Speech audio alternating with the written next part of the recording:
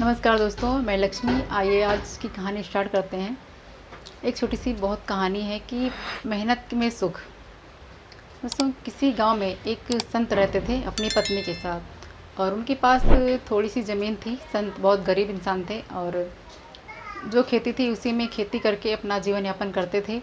लेकिन गांव वाले कुछ दान उनको देते थे लाकर, लेकिन जो संत जी हैं वो दान लेने से मना कर देते थे और बिना दान लिए ही उन्हें धर्म की शिक्षा देते थे। तो उसी गांव में एक राजा थे और राजा के दो जुड़वे बेटे थे। तो राजा बहुत चिंता में रहते थे कि अपने भविष्य का उत्तराधिकारी कौन से बेटे को बनाएं।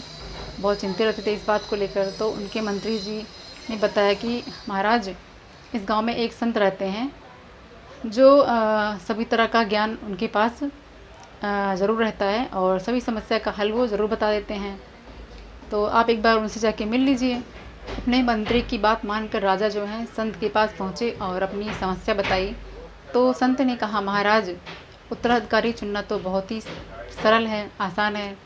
आप अपने दोनों बेटे में से उस बेटे को इस राज्य की जिम्मेदारी सौंपें जो सबसे मेहनती हो और राज्य की भलाई को सर्वोपरि रखता हो, सबसे पहले रखता हो।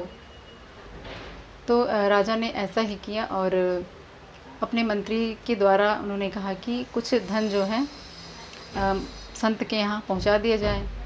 तो मंत्री उनके जो है कुछ धन लेकर उनके पास पहुँचे संत के यहाँ। तो संत ने कहा, ये सब क्या है?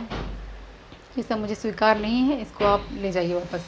और दूसरे दिन संत जो है राजा के महल में पहुँचे और उन्होंने कहा कि मैं आपके द्वारा धन को सारा लौटा दिया, क्योंकि मैं मेहनत करके कमाने में विश्वास रखता हूँ और जो सुख अपने मेहनत के द्वारा कमाए गए धन में से मिलता है वो किसी के द्वारा दिए गए दान से नहीं प्राप्त हो सकता है। संत की यह बात सुनकर राजा को बहुत प्रसन्नता हुई और राजा ने संत को अपना पुरोहित नियुक्त कर दिया।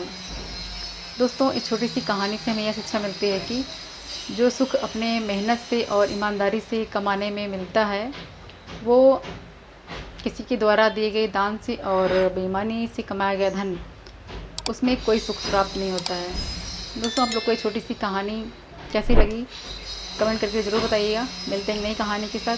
Thank you so much. जय हिंद।